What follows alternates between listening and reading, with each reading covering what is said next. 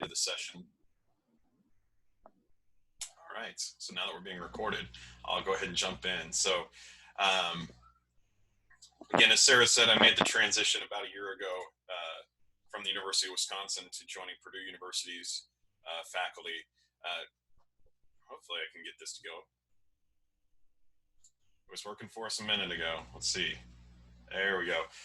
But one of the things that I really took away from my time in Wisconsin is that as somebody who works in watershed planning, one of the things that really came out of that experience for me and for all of you that benefit from this is that Wisconsin really has always been at the forefront of watershed science. And we can go back and look back into the past, and Coon Valley Coon Valley, Wisconsin was the nation's first watershed project. That effort was organized by Hugh Hammond, a soil surveyor with the USDA out of Madison. He partnered with Leopold and other faculty at the University of Wisconsin, right? This science has really grown out of Wisconsin, right? And it's one of those things that I think we all, that for me personally, I benefited from kind of the foundation that the state of Wisconsin has for managing your waters. But one of the things that is important to pay attention to in this entire process is to really focus on understanding that even going back to Coon Valley, they chose to work there not because this was someplace that was completely unique in its problems in the watershed. And you can see the picture there, the horse standing up at the top of the degraded stream, where you see kind of that severe driftless region erosion occurring. But why they chose to work there was really because they believed that people that lived there were more willing to actually take action to change their behaviors, to work collaboratively with this group of scientists to solve this problem.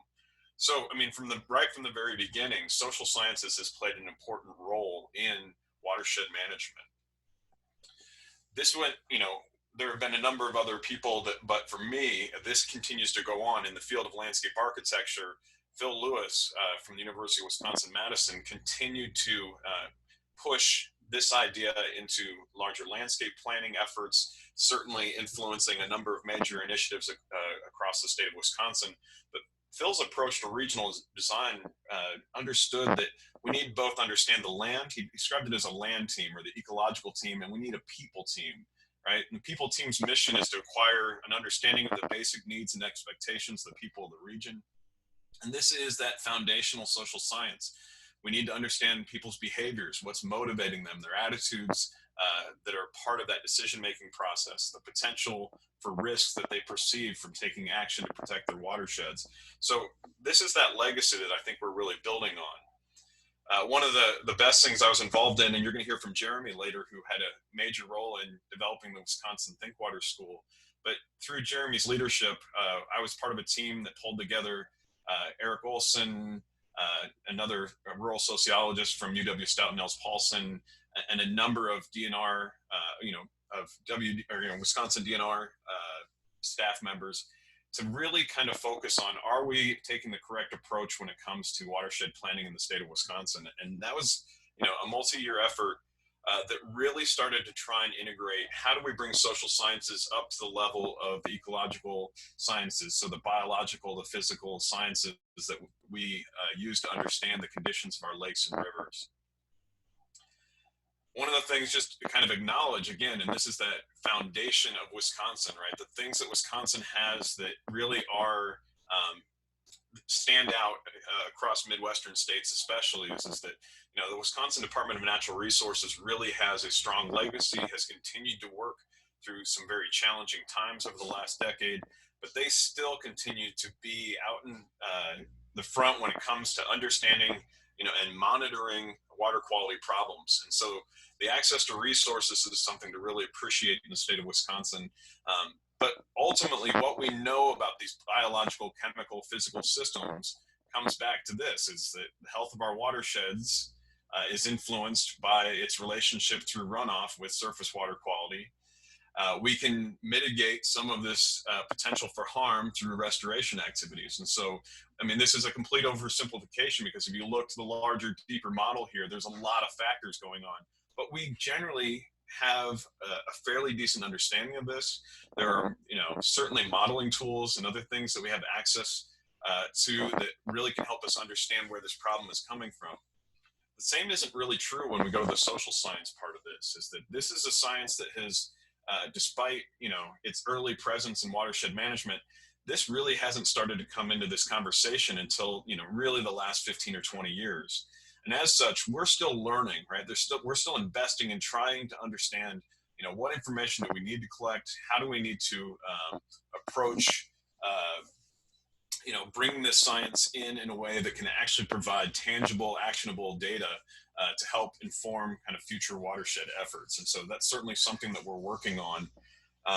But one of the things that we acknowledged in the Think Water School team is that understanding that, if water quality protection and restoration in a resource constrained context, meaning that the time, the expertise, the money available to take action, uh, resource constraints are a real part of this. We have to rely on community resources. That's the only way that we're going to actually get to where we need to be. And so community capacity is a limiting factor in the system. And so that's something important that we need to pay attention to, is that how do we grow our community capacity for implementation? And one of the ways that we believe we can do this is actually through applied human dimension science. And so, which is the process of describing, explaining, and predicting social attitudes, processes, and behaviors, right? And we use this information in a way to inform watershed management, planning, and implementation. But one of the things that we have to put into context here is that we also have to understand that none of this occurs in a vacuum, right? Watershed management is both influenced by larger trends in society. It's influenced by technology adoption. There's a lot going on in this process as well. And even when we look to the larger landscape and we start to understand, the context for this, this is just it highlights the Big Green Lake watershed study area. So really it's just a ring around around Green Lake, around the county. But one of the things that we definitely have going on is that across the state of Wisconsin, this is some data that was developed by the Center for Land Use Education. And some of the work that I did while I was part of that organization. But right across the state, we have, a state of Wisconsin, there's a little bit more than 10 million acres of agricultural cropland. A quarter of that's in pasture. We also have some urban pressures that certainly are pushing into the region, although Green Lake County specifically is not necessarily part of that. Very little conversion over to urban. But certainly as you go down through the Fox River system, that's something that we definitely are seeing additional pressures, which is putting additional pressure on farmland. And so that has changed some of the types of operations that are seeking agricultural land within the study watershed here. And the last thing is going on is that this is something that really started to ramp up around some of our switch over to ethanol production, but this is a trend that did not reverse even as some of those market demands started going the other way. Is that a lot of land is being taken out of pasture and turned into row crop production across the state of Wisconsin. And that's something that we know that is shifting. We also know that the average age of farmers is greater than 60 years across the state of Wisconsin. So we have a major transition coming up in terms of who owns and manages this land. There's also vertical integration trends. We don't need to speak deeply about the dairy crisis, but it's part of this conversation. And so things are going to change radically in the next 10 to 20 years in agriculture in Wisconsin, and that does affect watershed health. Big Green Lake, just to kind of jump in on the watershed itself, Big Green Lake is one of the largest lakes in the state of Wisconsin. It's a beautiful lake.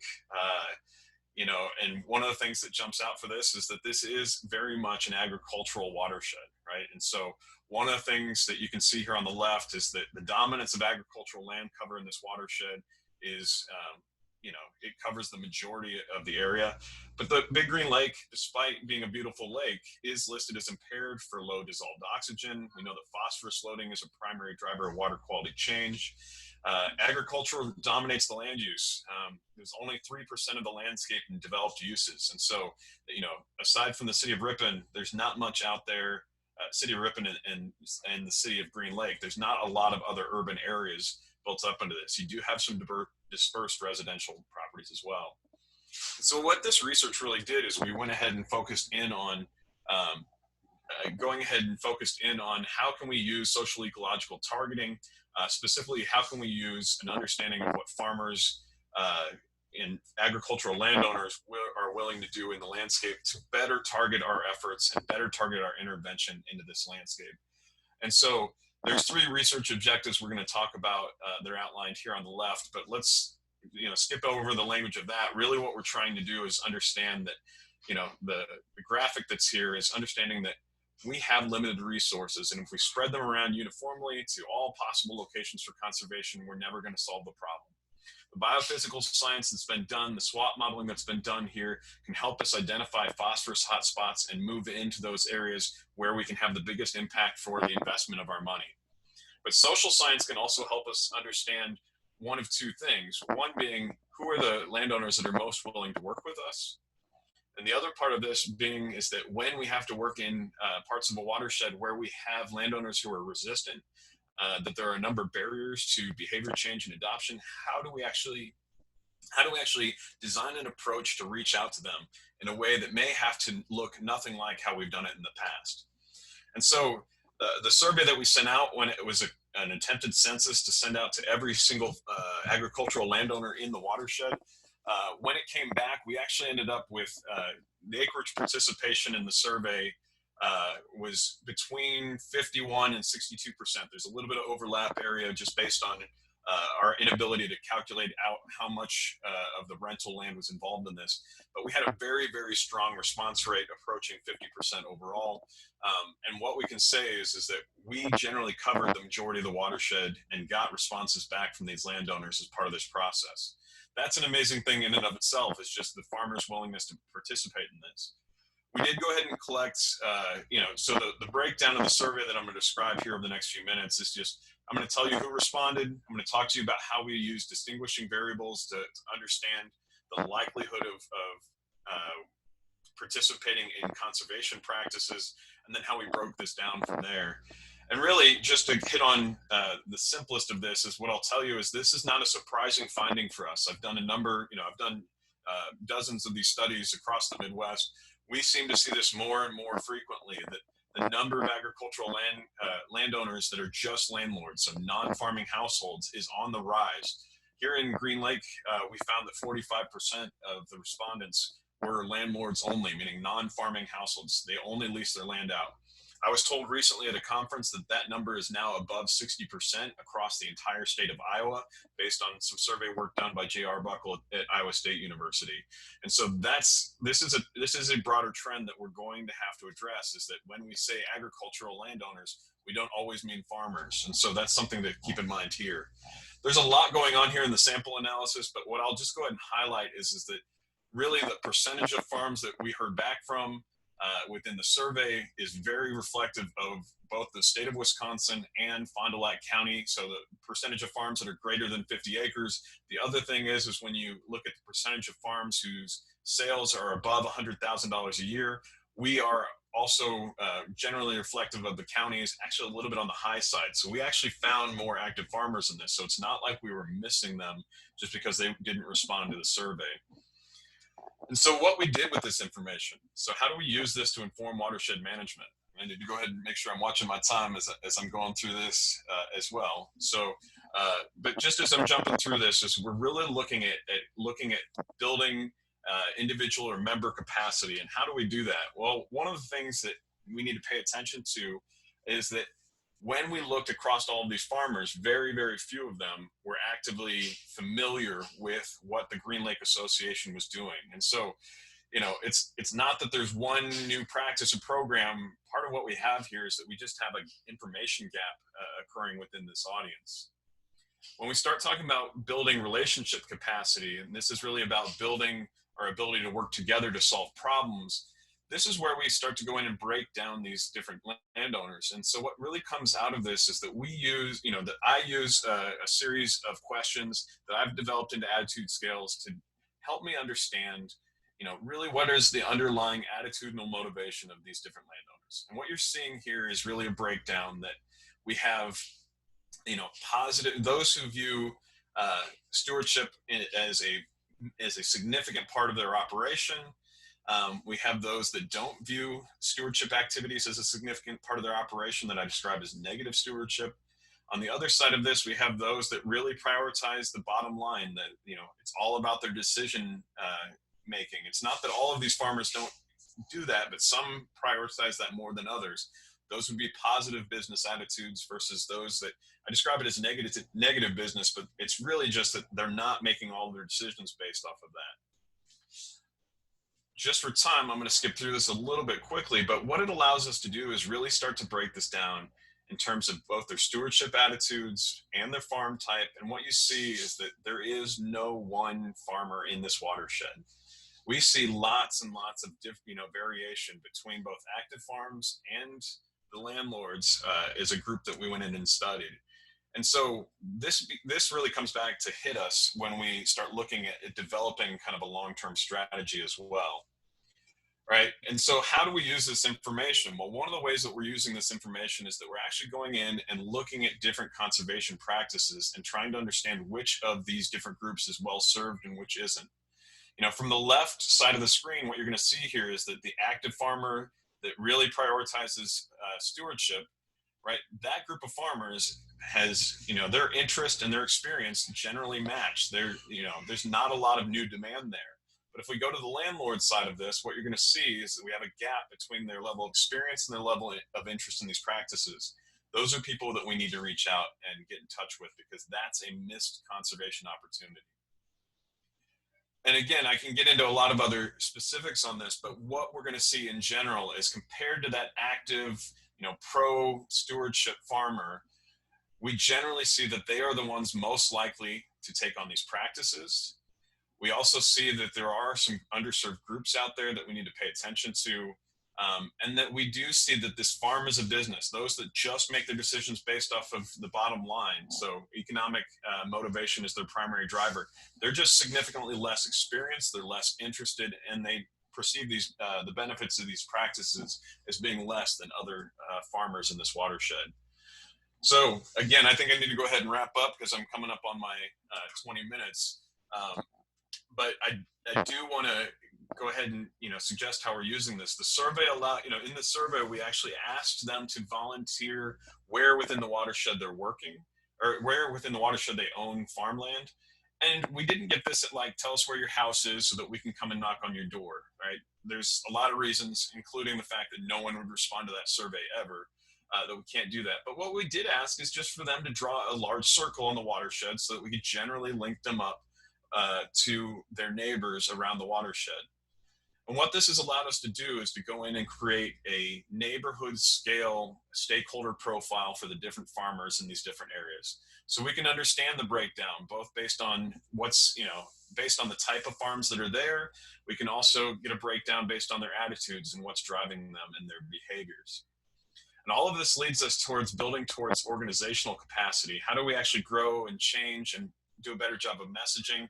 Well, one of the ways we can do it is, again, recognizing that there isn't one type of agricultural landowner out there that we're dealing with, that this is something that we need to actively include them in.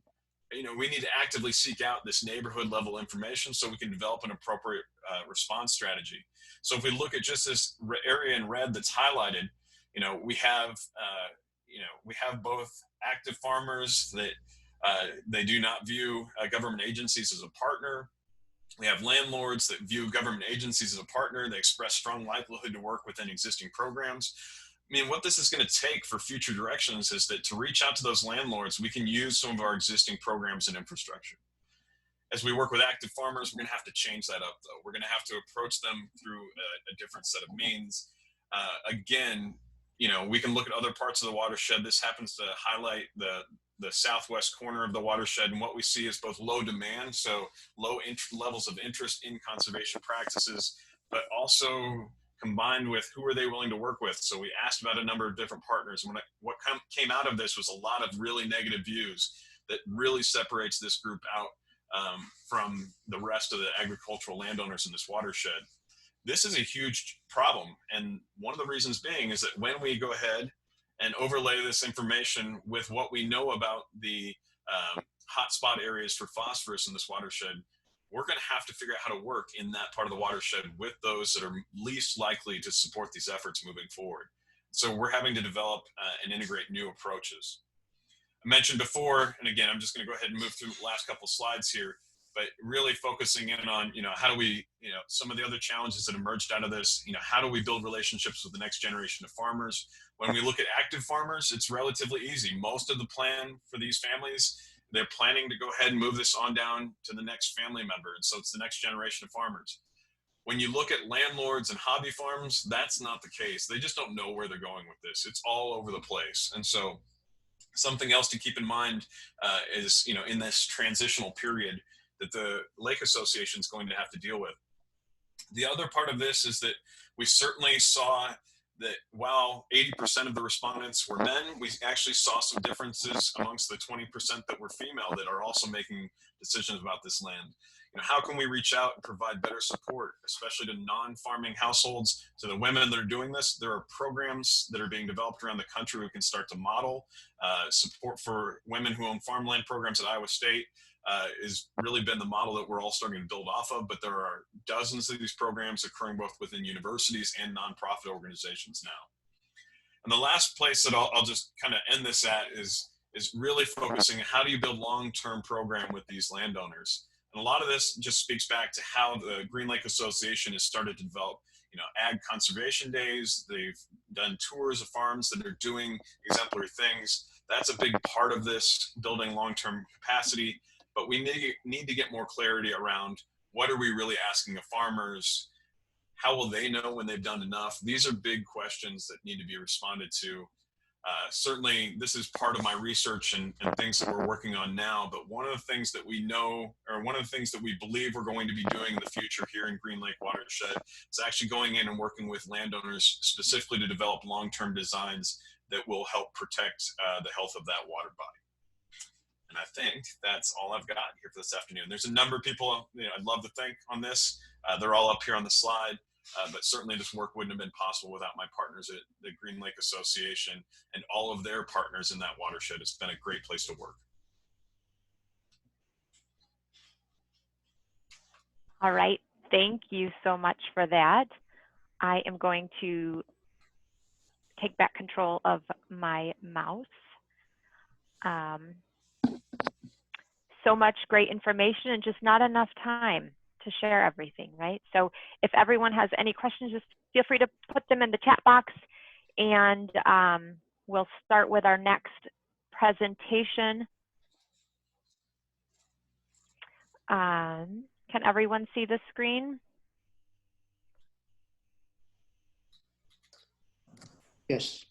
Yep. Okay, so I want to introduce our next speakers right now. Dr. Marco Jansen is a professor in the School of Sustainability at Arizona State University. He is also the director of the Center for Behavior, Institutions, and the Environment at the same university, and the president of the International Association for the Study of the Commons. His main research interests are the study of conditions for effective self-governance of shared resources, using field case study analysis, field and lab experiments, and mathematical modeling. His recent research projects include water management in Mexico City, small-scale irrigation communities in India, Thailand, Nepal, China, and Colombia, lake governance in Wisconsin, and collaboration with artists to study collective action in extreme resource-scarce conditions. And then I'd also like to introduce Dane Whitaker, who is a second-year Master of Science in Sustainability student at Arizona State University. And his research focuses on community-based natural resource management in lake social ecological systems. And I will be giving remote control access. Who should I give that to? To Dane. All right. So thank you, Sarah. So how we organize this presentation is that I will give a brief context of the broader project, and then Dane will focus more on the content. And actually, this is part of a research project funded by the National Science Foundation, working in Vilas County. The broader project is focus a lot on recreational fisheries. Our focus is on lake organizations. And there will be 2 other presentations later today at 3:30 by Corinne and Alice, who will give the lightning talks about some of the work that we have been doing last summer. A year ago, we came to the Lakes Convention to test some of our interview questions that we have executed during the summer. And so we are reporting the findings on that. So the focus of our work is on lake organization in Vilas County. So if you go to the next slide. So you may wonder why, why people from Arizona are interested in lakes. Well, besides escaping the heat during the summer, there's also a reason to study Wisconsin lakes. A lot of our interest is in how do communities manage their shared resources. And as mentioned in the introduction, a lot of my work is in many places around the world. And the lakes in Wisconsin actually provide an interesting context to study some of our questions. So if you go to the next slide. So one of the kind of the broader concepts why we study this is related to how do we manage the shared resources. So many of you may have heard about the tragedy of the commons, which was a kind of framing of the problem proposed by Garrett Hardin in the late 60s, which had a lot of impact on natural resource management. So his argument was that communities themselves cannot manage their own resources.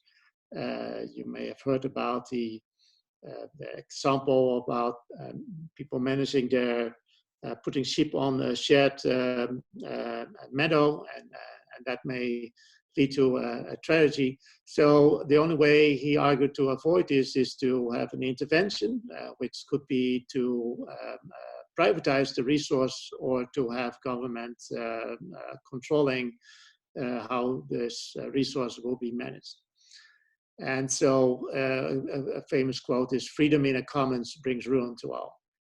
So if you go to the next slide, our work is actually in line with the work of Ellen Rostrom, who argued that this is actually, she won in 2009 the Nobel Prize in Economics by basically showing that Garrett Hardin was wrong and provide an alternative perspective. Yes, there are a lot of cases where people are not managing their shared resources very well, but there are also many cases where people are able to manage their shared resources. And so she provided a lot of insight by doing case studies and experiments to understand what are the conditions for success. And so a lot of our work is following on that research tradition, and there are still a lot of questions related to that. So go to the next slide. So some of the findings of Ellen Rostrom, which might not be a surprise to you, but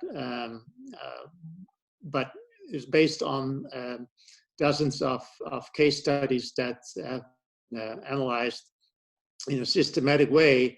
It's important to have local users involved in decision making, which is obviously the case if we look at lake organizations. So we study the rules that people use, not what is written on paper. So we actually make a distinction between rules in use and rules on paper.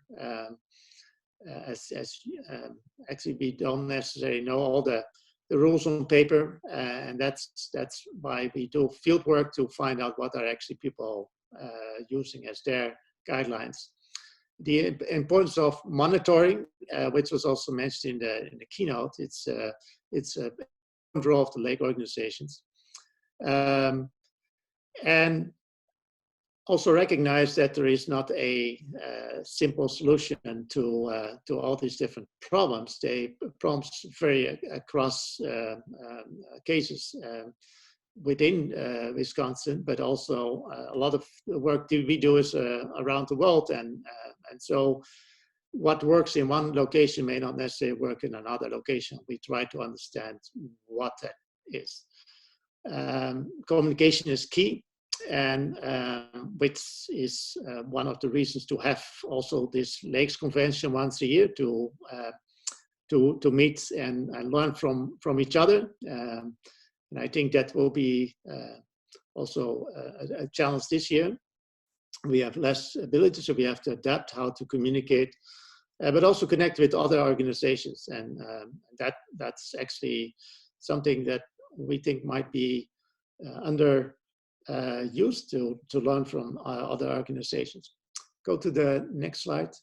So I got exposed to the lake organizations around 20 years ago, and at that time I was started working with Eleanor Ostrom when I was at Indiana University. And I said, when I came back from a meeting actually where we discussed some of the scenario work that was presented in the plenary, I said to Eleanor Ostrom, this is a fantastic natural experiment. We have a landscape with all kinds of case studies of lake organizations where managers shared resources. So can we study this? And so a few years ago, when I got contacted by some colleagues who wanted to study the lakes and lake organizations because of the recreational fisheries project they wanted to do, this was a great opportunity to do that.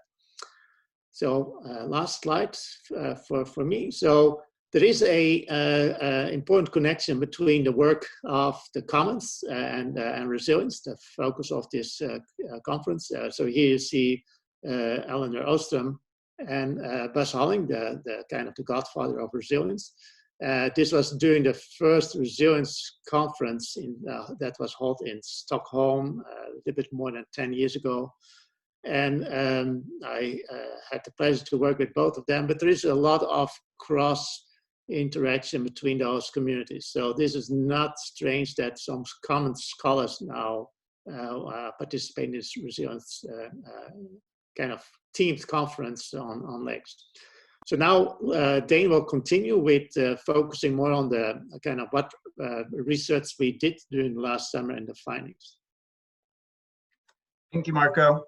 And so as Marco mentioned, I'll be taking over here and explaining the study we did last summer and sharing some of those results.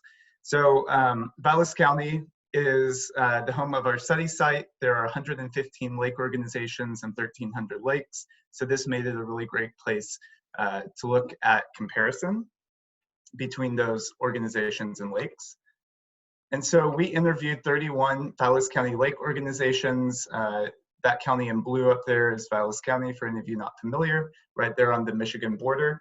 And in these interviews, we interviewed between 1 and 8 people, typically the executive board, sometimes also the Citizen Lake Monitor, and then also maybe some other members. And these interviews lasted about 2 hours. What you see here are all the lakes in Valles County. They're the blobs in gray. The lakes outlined in blue were eligible for our study, and the ones in filled with blue were the ones that we interviewed. And this is myself, Corinne, and Elise. We're on a boat. We're doing an interview. This was kind of, being on a boat was not typical, but the 3 of us being together and conducting these interviews was typical. And as Marco mentioned, you can hear their talks later today during the lightning talks. So the point of these interviews was to answer the question, how are lake management outcomes affected by environmental, social, and institutional conditions?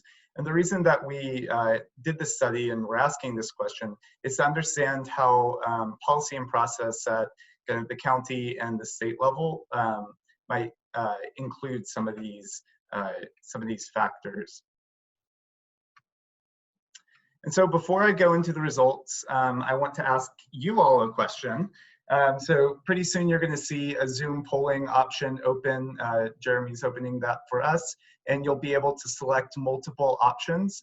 So you should see that there on your screen. And what we're asking here is, what are your organizational goals, the goals of your organization? And this is one of the questions that we asked in, it wasn't a multiple choice like this, it was a free answer format, but this became important for our analysis in defining what the outcomes were. So thank you. I see that people are responding. We have about 13, up to 20 responses now. And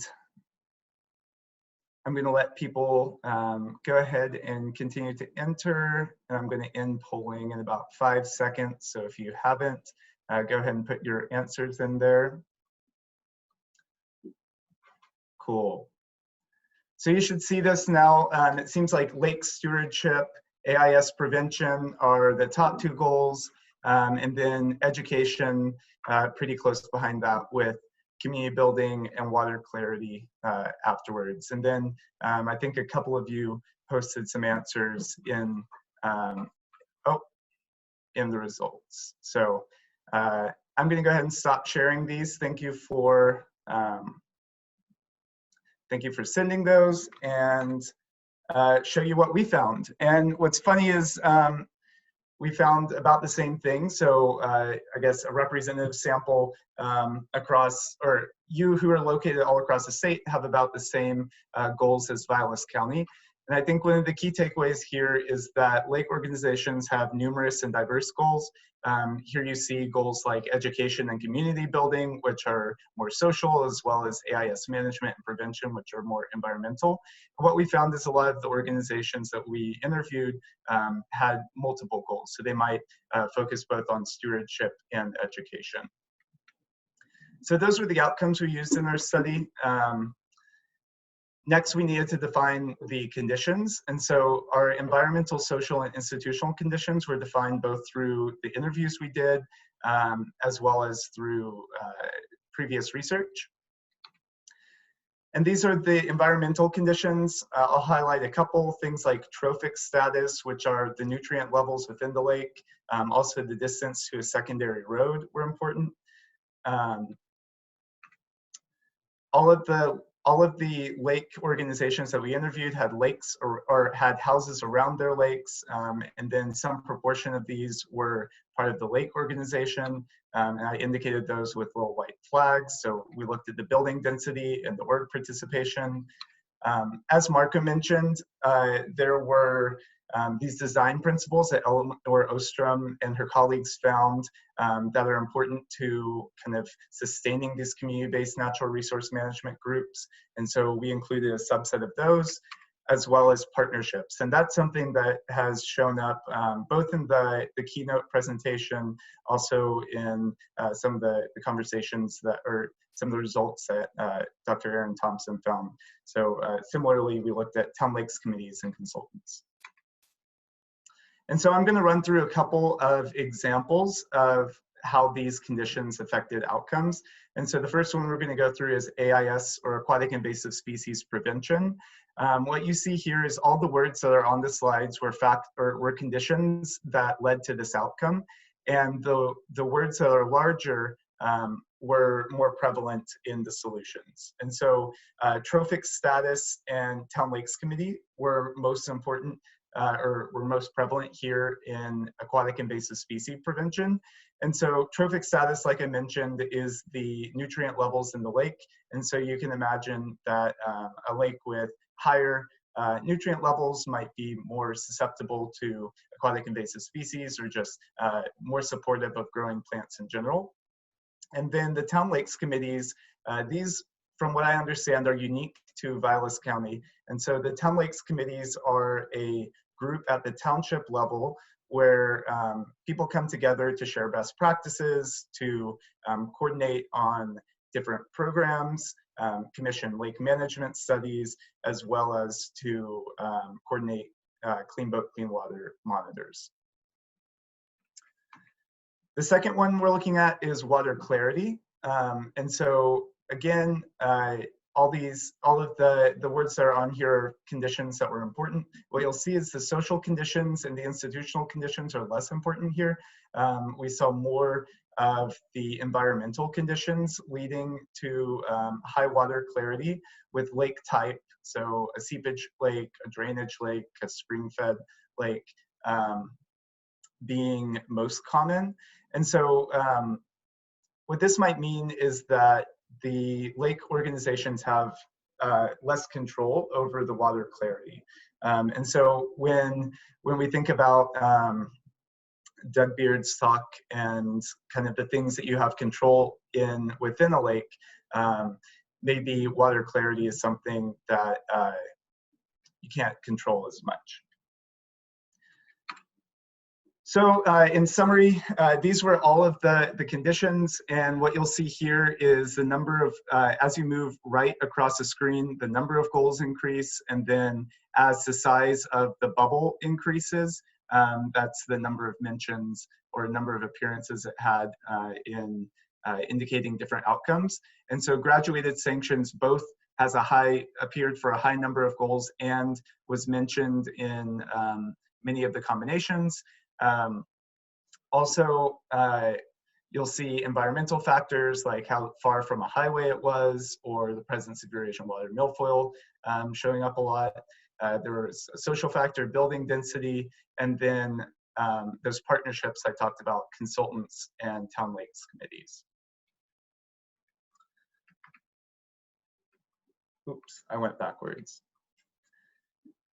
So to conclude, what we found is environmental, social, and institutional conditions all affect lake management outcomes. Some outcomes are more affected by environmental, others more impacted by social or institutional. And these outcomes are defined differently. So lake organizations have different goals that they're trying to promote for their lake and different states that they want to keep the lake in.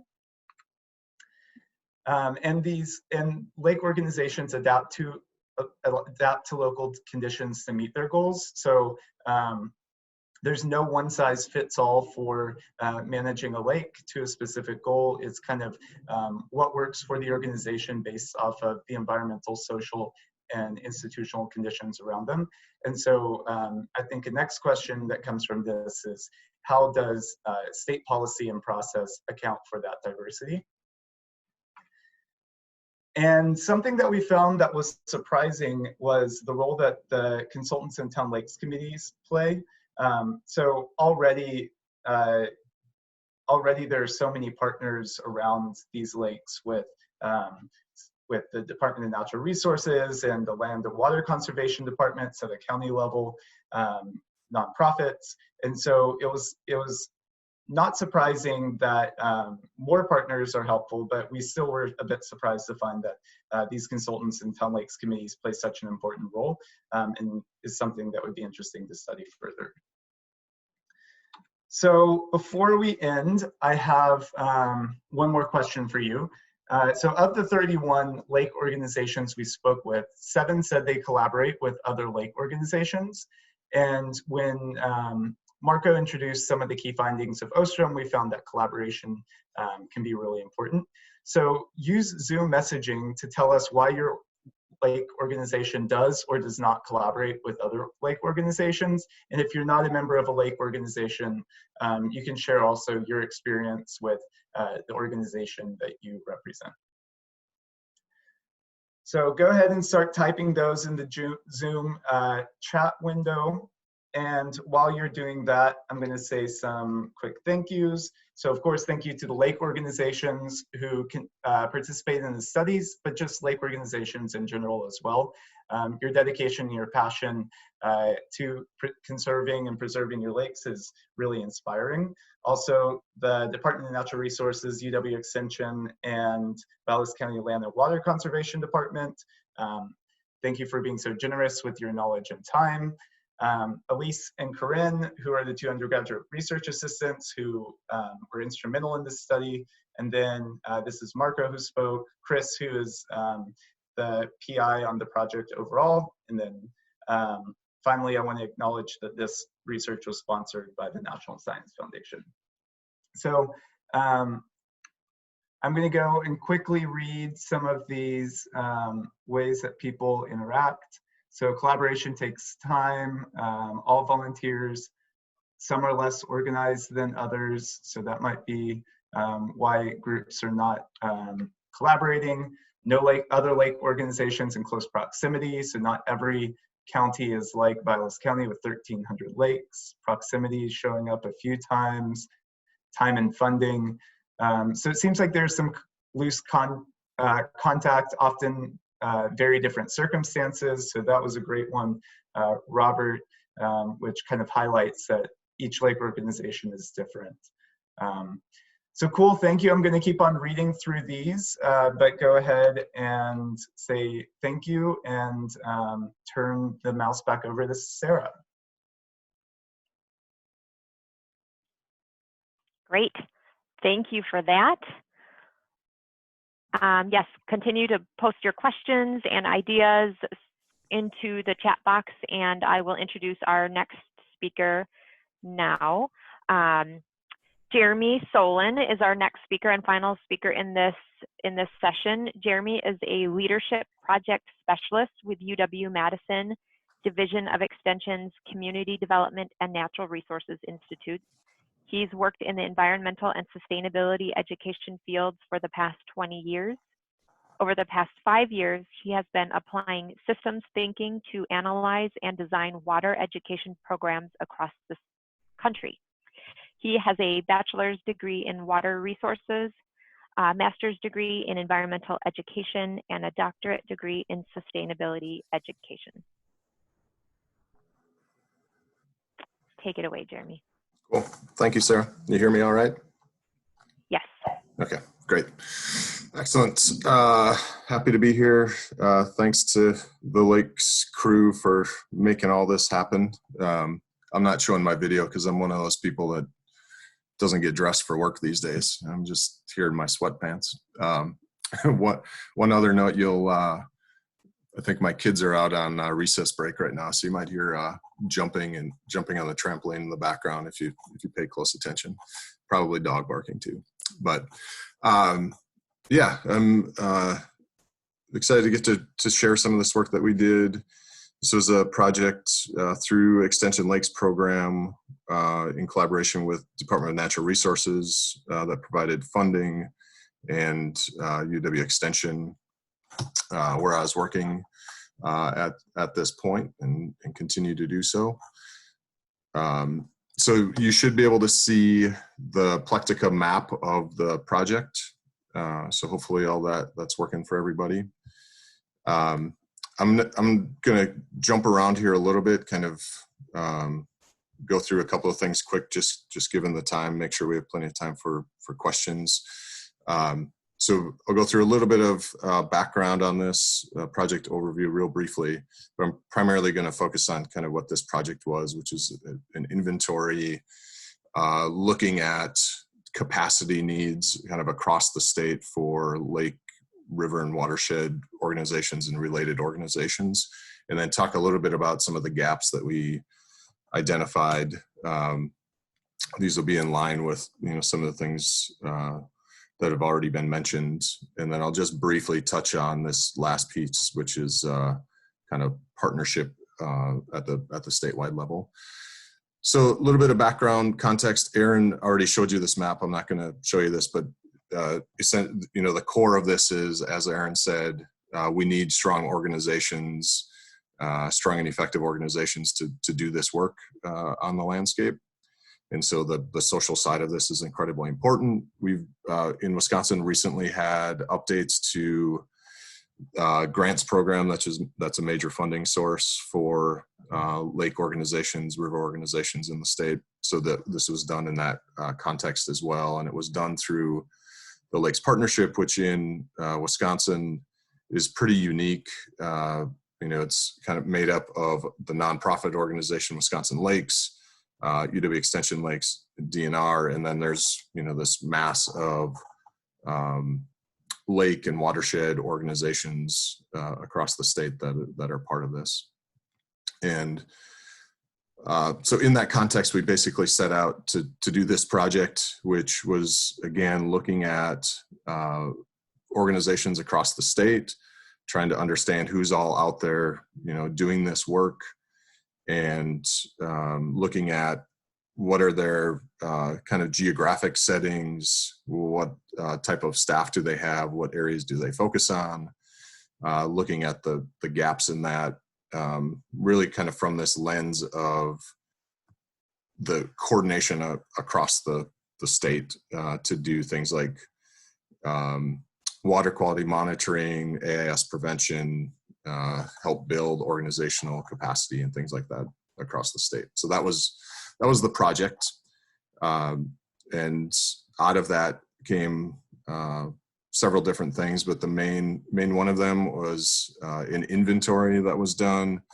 Again, looked at kind of what the organizations are, the geographic scope of those organizations. So we looked at everything from single lake organizations to statewide type organizations, tribal nations, the whole geographic scope there. And then kind of areas of focus, as you might guess. Some organizations are kind of very focused on certain aspects like aquatic invasive species, while others have much broader kind of watershed scale, multi-issue kind of work. And then we also looked at the current staffing levels. If you heard Stephanie Prowitz present this morning from Green Lake Association, and Aaron mentioned that association. That's one of the few lake organizations that have staffing in the state. They're really just a very few of them. For the most part, these are all volunteer-led organizations. But as we kind of go up in scale to watershed organizations, resource conservation districts, obviously those organizations have more staffing capacity. And then these are the types of organizations that we looked at. Again, a pretty broad scale of organizations. Everything that we could kind of think of that would be related to how we care and manage for surface water in the state. So not just the typical organizations, but we got into looking at farmer-led watershed groups, land trusts, other conservation nonprofit organizations, nature centers who are kind of increasingly becoming involved in this work, organizations like North Lakeland Discovery Center, Beaver Creek Reserve, who are not only doing some of the education side of things, but also coordination of volunteers and things like that. And then some of these other ones at broader levels, obviously universities, county land conservation departments, regional planning commissions, and tribal nations. So we basically compiled this fairly substantial inventory to look at what's all going on. And then probably, from my perspective at least, most importantly, we began to look at gaps in what was happening in the state, and we looked at those. Jeremy, can I cut in real quick? I'm wondering if you can zoom in. There's a 50% down on the right. If you can zoom in a little, it's really hard to see some of your text for people. Thank you. Yep, thanks. So yeah, going into these gaps, we looked at some of the geographic gaps, programmatic gaps, and then relational gaps. So I'll just talk about a few of these. Geographically, this isn't too much of a surprise, but the parts of the state that are dominated by lakes have more organizations related to surface water. But the interesting thing from kind of the social side of this is the question of why do lakes attract kind of more attention and affection than rivers do. I don't know that we have a real clear answer on that. We have some anecdotal information about why that's true, but generally the part of the state that is river dominated, which is the driftless area down in the southwest part of the state, have very few organizations related to those water bodies. There's also some kind of geographic gaps, northwestern Wisconsin. This relates more to regional organizations. So one of the things we looked at was organizations that spanned kind of multiple local organizations.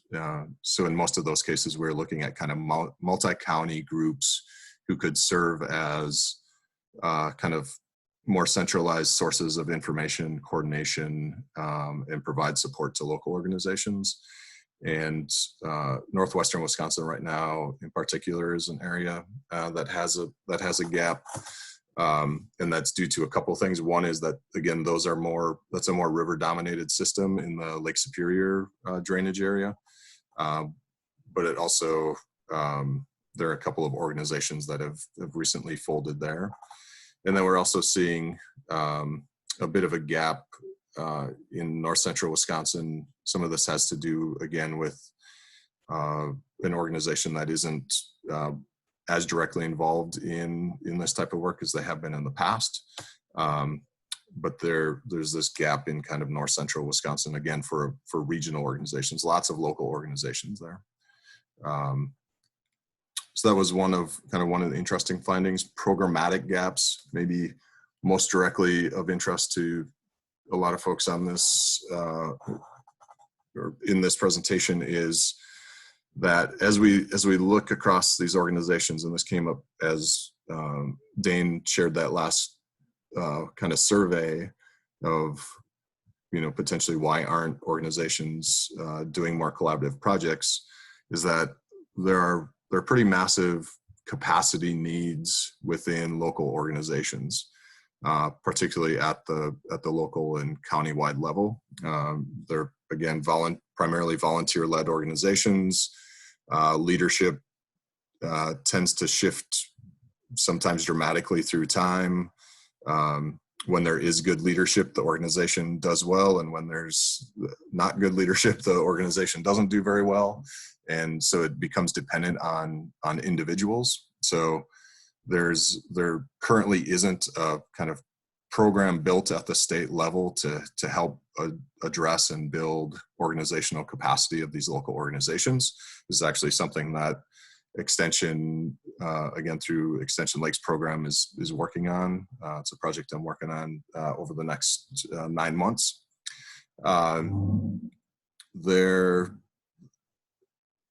This middle piece about programmatic gaps, this is related to statewide coordination related to the new grants program. And we currently don't kind of have a system in place to do that work. So we're, thinking about that. And then the other interesting thing is a little bit outside the scope of directly what I was looking at, but this came up quite a bit, is that we're generally pretty good at responding to problems. So when there's, aquatic invasive species or a water quality issue, people get pretty motivated, but we don't have a strong program in place yet. There's some work going on within DNR and a team there to look at this, but we don't currently have a program that's focused on how do we protect high quality water bodies at this point. So that was a bit of a programmatic gap. And then relational gap, I found these particularly interesting, again, related to both the previous presentations. Generally, we're pretty good at building relationships between kind of similar organizations. So a couple of lake organizations that are, located geographically close together, they tend to be pretty good at working together, but we're kind of less effective at building collaboration kind of across different types of groups. So in particular, we were looking at organizations like farmer-led watershed groups, and there are a couple of exceptions to this. Dodge County is doing a really good job with kind of relationship between their lake groups and the farmer-led groups, but in a lot of cases, they're still isolated efforts. Land trusts are another organization that has some capacity in the state, but are not highly involved, at least consistently across the landscape with lake organizations. And then there are a lot of higher capacity regional organizations that don't have those local relationships established. So there are gaps there. First Nations, there's very few kind of and isolated examples of lake organizations working with First Nations, even though there are a number of First Nations in the lakes regions of the state. So lots more potential there.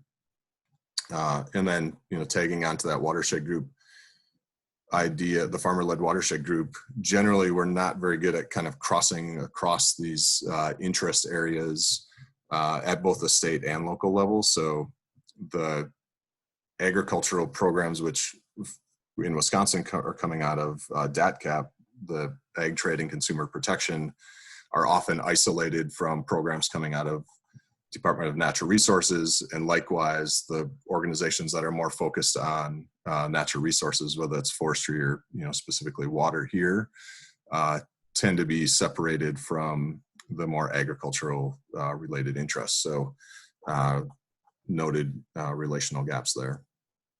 And then I'll just touch on this piece real quick, but as we look forward to better kind of building capacity of organizations across the state, there's a desire to build and maintain a network of organizations to do that work. And within this report, and DNR is kind of thinking about this in this title of a lake monitoring and protection network.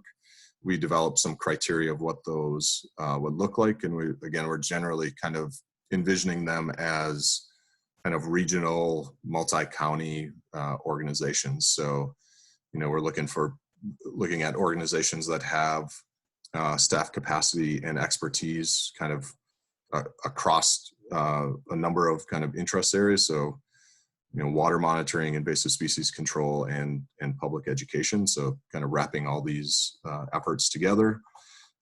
Desire to contribute to broader efforts, and then take that work down into their local areas.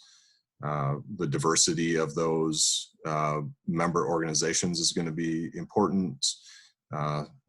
You could almost tie all of these into those principles of resilience as you begin to look across these, but obviously willing to learn as we continue down this work.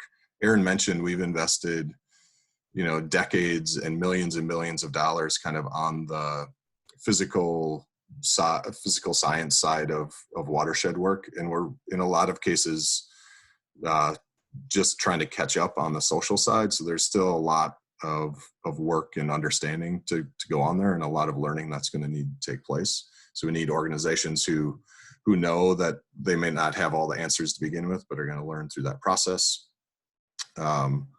This governance piece is a really important one. As I looked across at organizations that were effective at collaborating with local partners, generally their governance structure represented those partnerships. That is, the organizations with whom they were working had a say in the governance of those broader organizations. And then obviously they need to have some financial and administrative capacity, and had kind of distinct geographic focus, so there isn't competition between these organizations.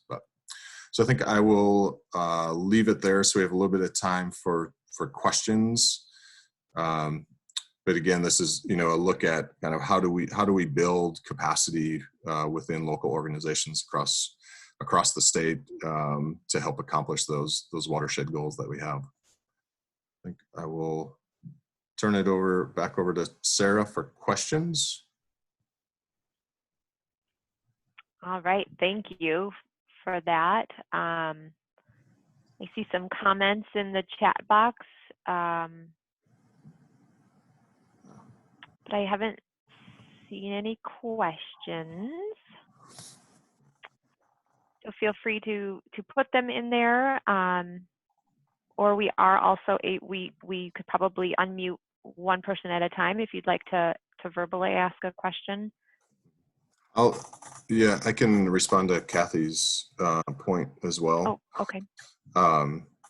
Kathy put in the chat, and this has come up several times, to see Northwest Wisconsin as a gap area. and again, the kind of lens that we were looking at this with was multi-county organizations. So St. Croix River Association reaches up into that area a little bit, but outside of that, outside of their watershed, they're really we weren't finding kind of the organizations that reached across counties. So there are, like you said, several countywide organizations, but there's the gap at kind of that next level up. That was the particular lens that we were looking at there. So that's why that came up. But you're correct about that. There are a lot of organizations within that.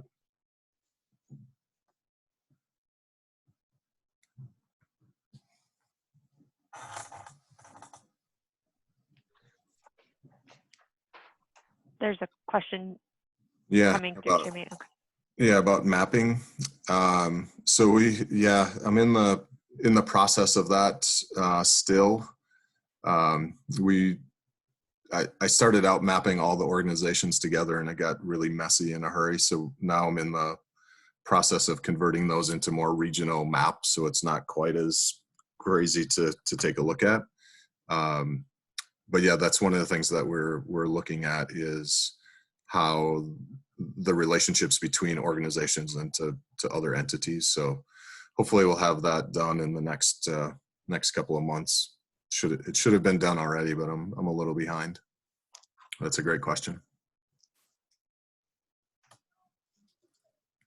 Well, and Jeremy, there are, again, this is Aaron. I'm just kind of butting in on your question there, but there are some new technologies coming around that might be really beneficial. I mean, we talk a lot about how lake organizations can do a better job of kind of documenting and telling their story of actions that they're taking. And this comes into, with the agricultural community, this comes into play in that a lot of times we're actually looking, a lot of times we're actually asking a pretty heavy lift of the agricultural community, and they want to know what's been done elsewhere. And so how do we track those actions? And so there are some online freeware freeware software out there. One of them is called OpenStreetMap.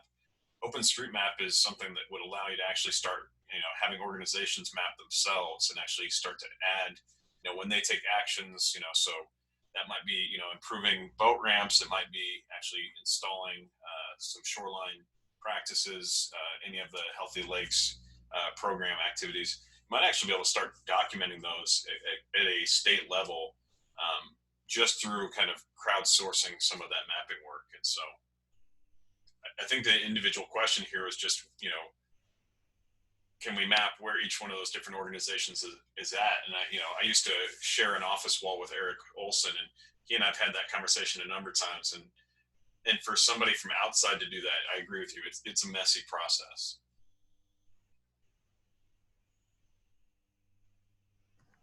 Yeah, that's a great point, Aaron. It'd be amazing to see, to be able to build that kind of tool or use a tool that would allow us to do that at a statewide level where each local organization could contribute.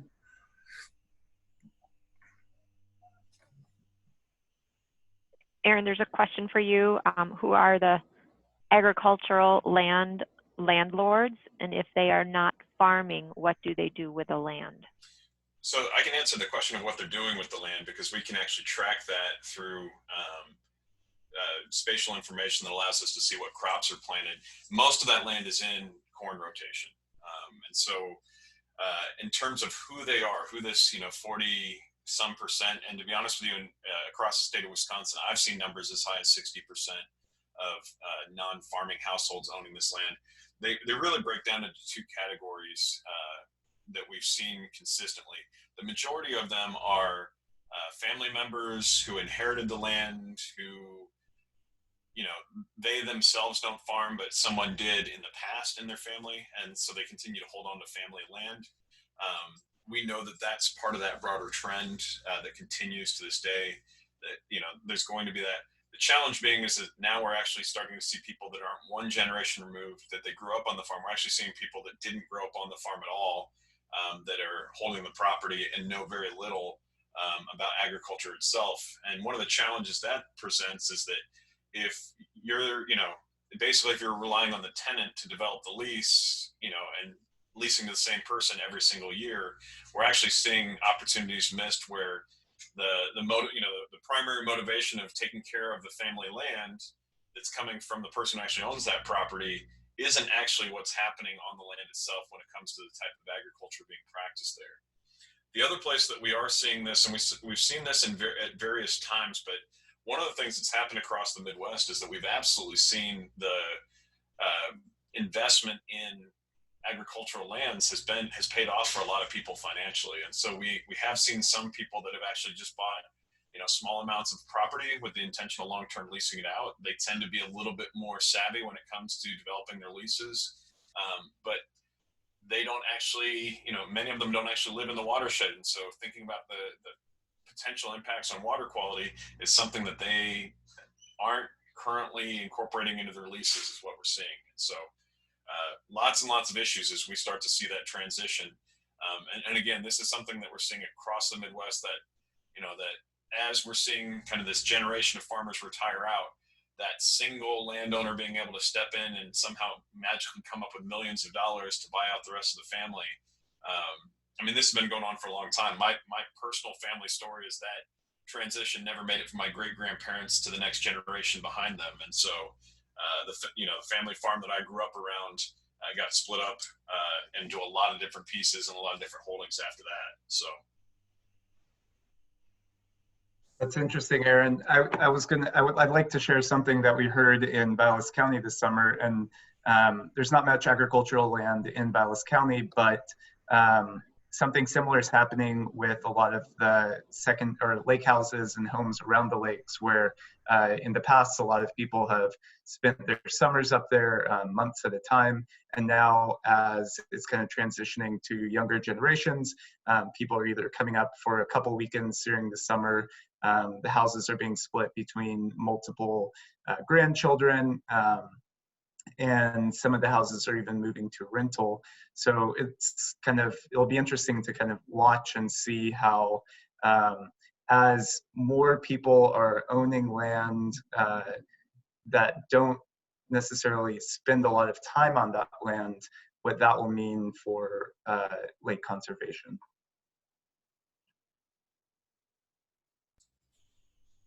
Well, and I can add another point. This is not from the study that I talked about here today, but about a year and a half ago, I wrapped up a large study of northern Wisconsin forest landowners looking at some of these same questions, and we see the same pattern in that that I presented here with farmers in agricultural watersheds, is that the connection between those rural landowners that own larger pieces of property and the lakes or rivers around them tends to be, this has been consistent across many studies, is that there's just not a strong, connection. They're not recreating on those, bodies of water. Their goals for how they use the property are very different.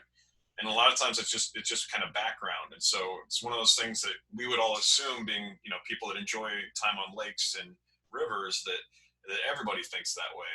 And that's just not what we're getting out of rural landowners, is that they enjoy their property for other reasons. And somebody has to actually build a relationship and build trust with those individuals to actually reach out and see kind of, those, land management practices being put into place that are actually going to protect our waters.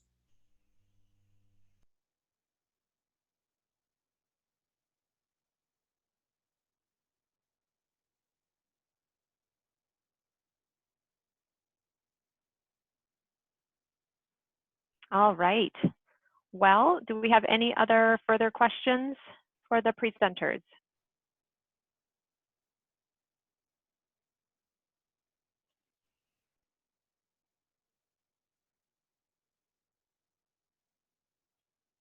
I'm not seeing any, so I just want to remind everyone that the session was recorded and will be available on a website, which we'll share with all of you a link so you can access the recording as well as the PowerPoint presentations for future use.